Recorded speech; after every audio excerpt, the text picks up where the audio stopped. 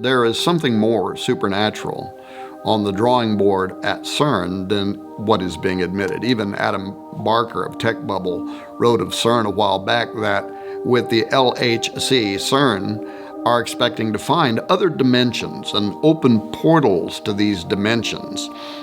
If you have the image of Stargate in your head right now, you're spot on. That's what he said.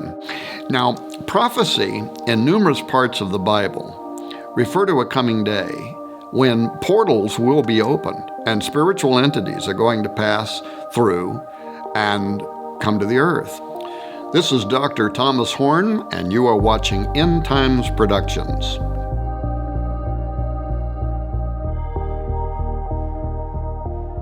CERN's Large Hadron Collider, the LHC, is the largest single machine in the world, located on the border of France and Switzerland. Its stated purpose is to accelerate subatomic particles by the speed of light and force them to travel in a loop where they then collide. The secular media, rife with non-believers, scientists, atheists, and skeptics of the supernatural, have also all been in a buzz over the global discussion around CERN's seemingly paranormal associations. Although CERN doesn't publicly profess to an agenda in relationship to God or Satan, evil versus good, the spiritual realm as it would be described by Bible believers and so on, recall what some say was just a CERN ritual hoax, which involved video footage depicting what looks like an occult ritual with a group of people all dressed in black cloaks surrounding the statue of the Hindu deity Shiva at CERN, and what appears to be stabbing a woman to death in a human sacrifice. The video ends with the videographer crying out and running away, and of course, when the film became public, experts at CERN said it was all just a joke. But all this does suggest there is something more supernatural on the drawing board at CERN than what is being admitted. Even Adam Barker of Tech Bubble wrote of CERN a while back that with the LHC, CERN are expecting to find other dimensions and open portals to these dimensions. If you have the image of Stargate in your head right now, you're spot on. That's what he said. And then he went on to draw parallels to the biblical story of Jacob's ladder. Perhaps you remember the dream that the patriarch Jacob had as he was fleeing his brother Esau. Jacob leaves Beersheba. He's on his way to Haran, and he comes to a certain place, and he stays there that night because the sun had set. Taking one of the stones of the place, he puts it under his head. He lays down in that place to go to sleep.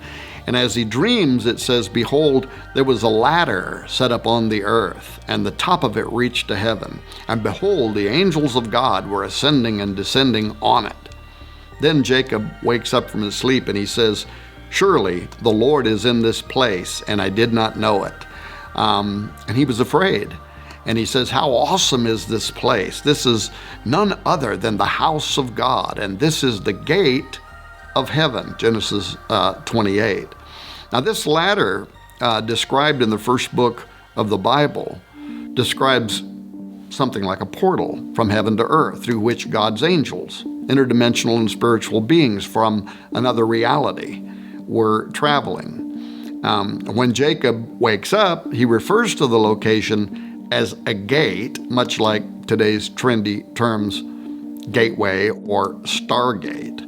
One of CERN's goals is to recreate Jacob's ladder, according to Barker, and to reopen a portal that is said to have existed between Earth, Mars, Venus, and Saturn when the planets were in alignment many years ago. But whether Jacob's ladder really existed, he says, CERN are pretty sure that other dimensions do, and they're making it their goal to ensure that they open the portal for their use. Who knows?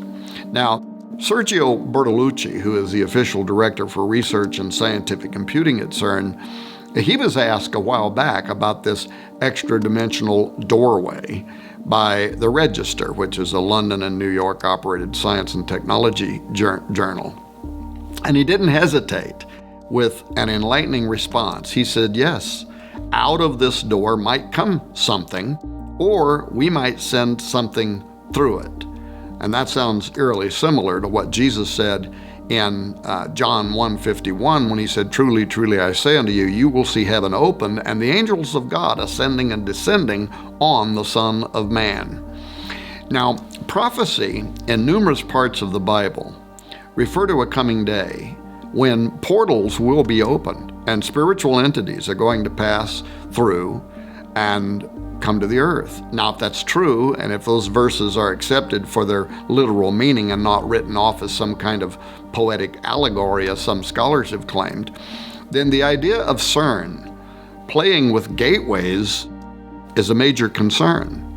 And if, as CERN claims, they're only out to explore space-time matter particles and the origin of our known universe and planets from exclusively a scientific or Darwinian-related perspective, if their agenda is unrelated to Bible prophecy entirely, then what is it with all this mystical symbolism that they knowingly are associating themselves with?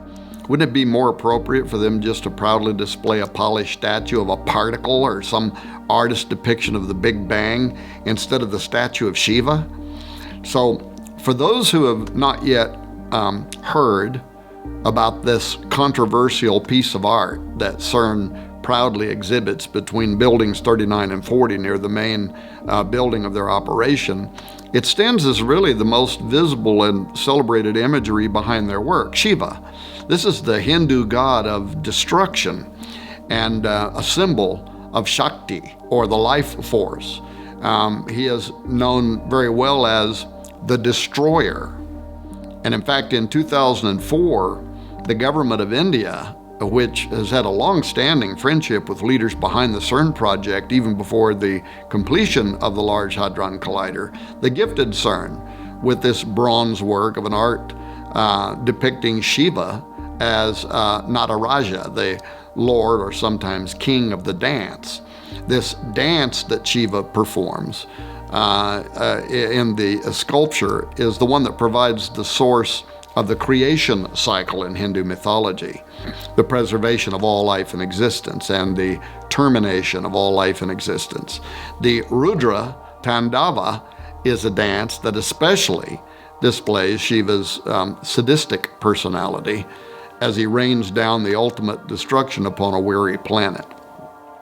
Now, from the unveiling of this Nataraja on CERN grounds, controversy's been launched from all sides, including irreligious groups, with questions as to CERN's motive in its exhibition. So far, CERN's response has just most often pointed to the notion that the statue was simply a gift to an international and multicultural scientific institution, and they show it there on their property as an act of gratitude. But if pure appreciation were the only contributing factor, the implications behind the symbolism might continue to disturb some, but it's likely that the issue would at least be dropped by many irreligious groups that could find within themselves to accept the motive that's being put forward by CERN. The plaque at the side beside the statue, however, reads in part, "Hundreds of years ago, Indian artists created visual images of dancing Shivas in a beautiful series of bronzes. In our time, physicists have used the most advanced technology to portray the patterns of the cosmic dance. The metaphor of the cosmic dance thus unifies ancient mythology, religious art, and modern physics." So right there out in the open for all to see is a direct correlation between the Hindu perception of Shiva hundreds of years ago, which is the concept of destroyer that I explained a moment ago, and our time, unifying, quote, ancient mythology, religious art, and modern physics. Additionally, and perhaps even more important, there's a significant section of CERN that is built upon the Saint Genus Poili, which is a commune in Ain, a department of France. In Roman times, the Saint genus Poeli was called Apolliacum.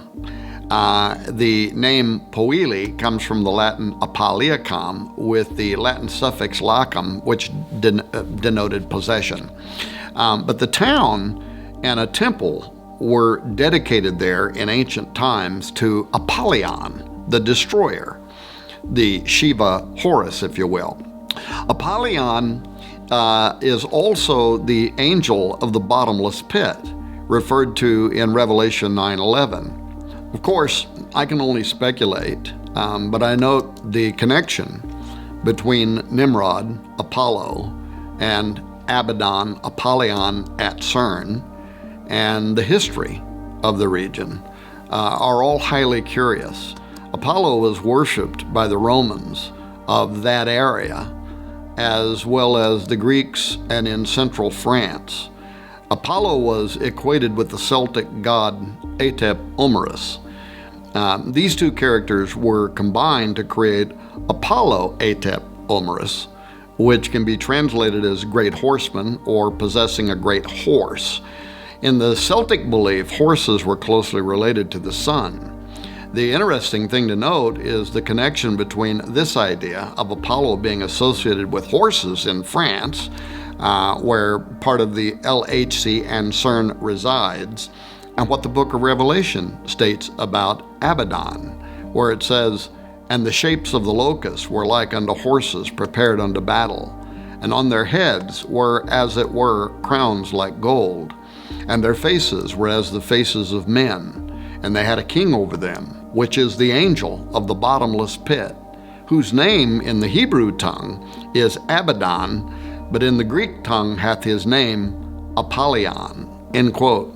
I also note that Revelation chapter 9, after describing how these devil worshippers will be judged during the Great Tribulation period, it ends in verse 21 saying, "Neither repented they of their murders, nor of their sorceries," which is the Greek pharmakia, "nor of their fornication, nor of their thefts." Now, pharmakia is the word that describes the ancient occultic effort to use mind-expanding drugs during rituals in order to open a doorway for making contact with unseen supernatural entities.